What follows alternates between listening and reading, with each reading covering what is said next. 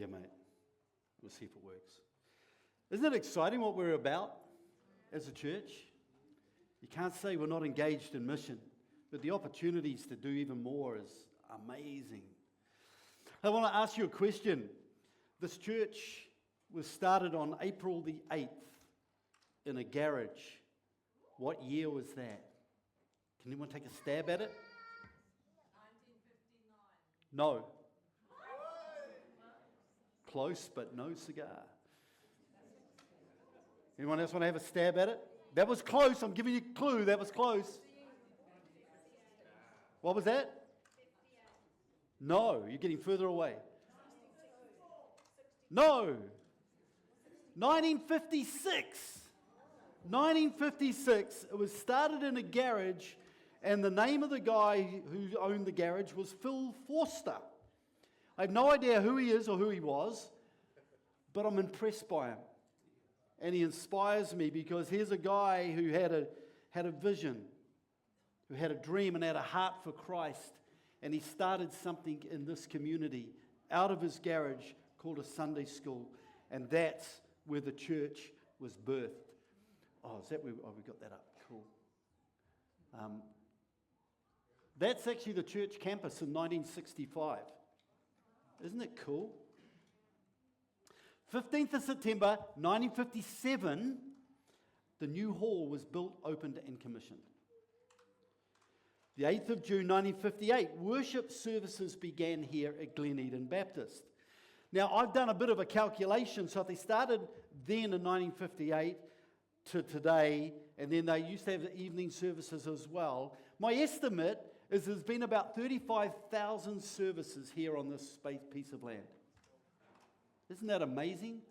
35,000 services. That's 35,000 times the people of God have come together and worshipped. 35,000 times the people of God have come together and sat under the Word of God. 35,000 times. Doesn't it blow your mind? That is amazing. September the 20th, 1959, Glen Eden Baptist Church was constituted. You got that one right, Nettie. What I want to say is that God was present then and He's present now. He was working then and He is working now. And just look at what He has done in this place. Starting with that picture of the campus in 1965. And then you've also got...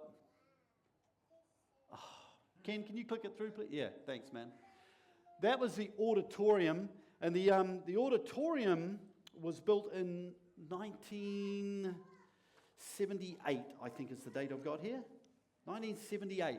That's the picture of it. The auditorium is where you're sitting right now. The offices never used to be there. There used to be a walkway that came down the side there. That's why we've got a brick wall inside down there. But the rest of it is pretty much the same, apart from the cafe that's been rebuilt out there and the back of the church. It's incredible. It's incredible. So many services, so many prayers in this place. So many people crying out to Jesus. So many lives coming to faith. So many baptisms over those years. I think it's just amazing what has gone on. This is the campus today. So I'm going to point to a couple of things just so you can see what's going on here. Because as a church, we need to make some decisions around a couple of things. So in here, this is the church in here, right in here. That's our kindergarten. So between these yellow lines here, up here, up here, up here, the church owns all of this land. That's all of our land in there. Vision West own all of this land in the blue here and in the blue down here. So that constitutes what we call our campus, all of that land through there. That's who we are. So over the years, what we've done is we've rented out to Vision West. We've rented out these buildings here. We rent out our kindy, and we rent out this building in here. So all of that we rent out to Vision West. That brings us an annual income of around $150,000 a year on rental. We give them a very good deal. Every 4 years we get market commercial rent prices, and then we discount it by 20% and we give them a deal. So they are getting a good deal on all of that property. They also rent out our car parks through the week as well. So they rent all of those car parks out through the week as well. And that's how we get our income of $150,000 a year. So we've got some decisions to make because over the next few years there are some changes happening in our campus. Illustrated by some of these pictures here. That's a picture of what the church and the new building looks like, which is going to go out in that area out that side. And that's a new frontage across the front of the church. It's just a proposal, just an idea at the moment. That is what the campus looks like. In some of the plans, that's the church in there. This is the new building that Vision West would be housing in here. New housing blocks down the back. That's on our land, and that's down the back where the two houses are, right down the back there. So that's a bit of an image there. Just another bit of a view of what's going on. And this is some changes that are going to be taking place in the next few months. So what's happening between us and the trust and on our campus over the next few months is that within the next 6 months, they're likely to start building a housing development right down the back end on 91. So there's 24 units going in down there, and that's represented right, there's the church is right here. We haven't quite got all of it, but it's there. So if you go down Glendale Road, that's the new housing block in there. So as a church, what we've done is we've given them permission for height to boundary, and we're also giving Vision West, this is our Ambler Ave entry down here, and we're giving them some easement across our property there so they can access this area in here. So that's something that we're doing as a church. We love to work together for the benefit of the kingdom, and so we're doing that. But there's going to be a bit of movement because they have to get trucks in order to look after and to build these properties and do all that kind of stuff. So what's happening here, we currently have a house here that has some wahine in it. That is remaining on that corner there. All of this in here is going to disappear. All of that housing, the green shed that used to be the food place, that's all disappearing, all of that. And this is going to become a green space and a place where there's going to be a bit of a big wooden fence that runs all the way around here with some advertising in terms of what the site's going to look like over the years. There's a house here, there's a house here, and there's actually a training centre that sits here at the moment. What's looking like is that training centre is going to be lifted off its blocks and put onto the property here, which is our property. And one of these houses, or possibly both, will end up on the property here as well. So we're going to end up with a bit more housing on that property, which Vision West need to use in order to do the ministry that God's called them to do. So there's a bit of shifting going on.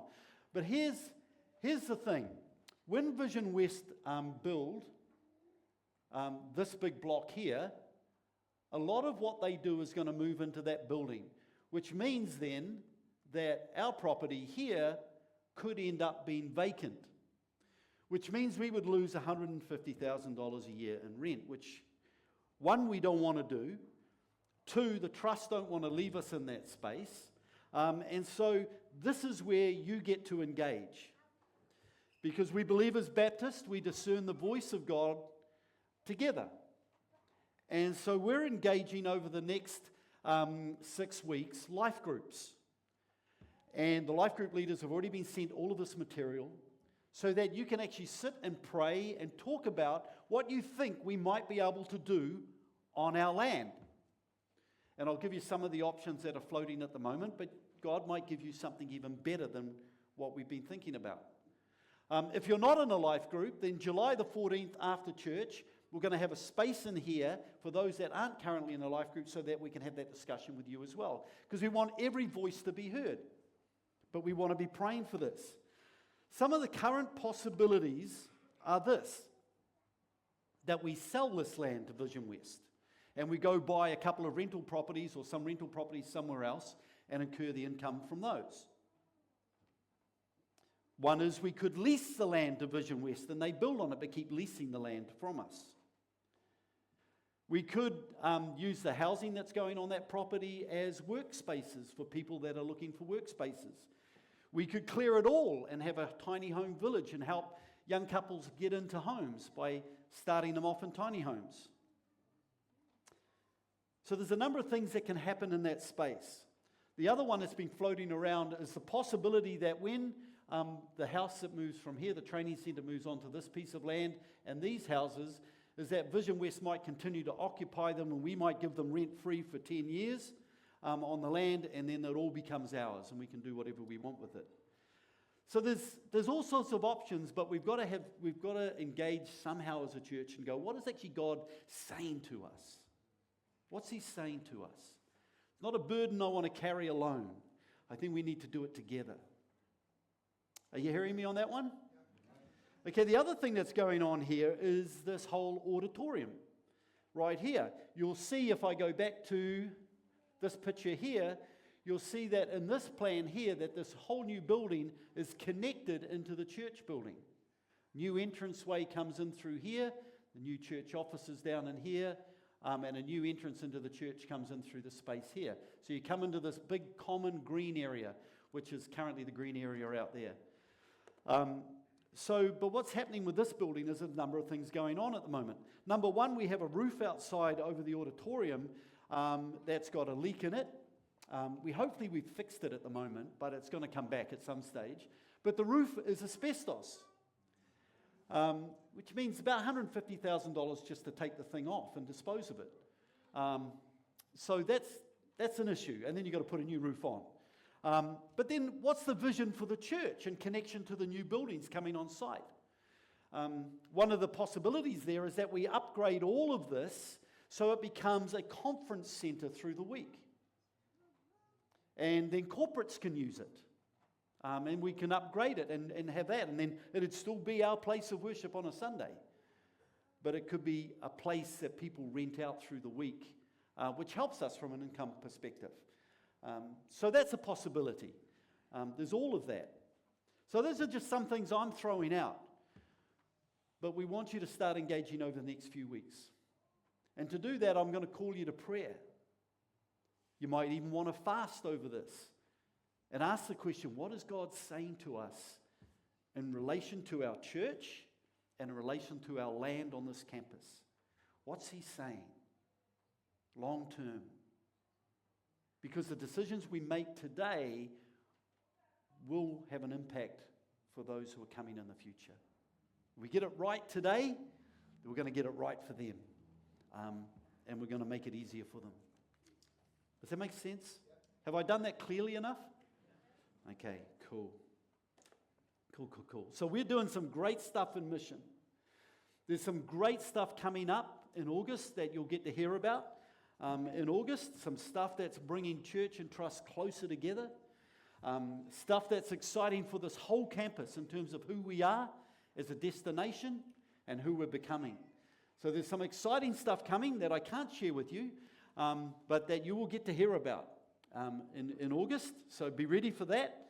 And I think this is exciting, what we're currently doing in mission. And I think it's exciting that we have an opportunity to do something with our land on this campus and with this church. I think there's something really exciting about that. God was with us right back in 1956 when all this began, and He's here with us now in 2024. But what is He saying to us, church? What is He saying to us? So we're going to finish it there. The more information will come through your life groups. July the 14th, this is the place to be after church. If you're not in a life group and you want to be a part of that conversation, we'll be here to be a part of that.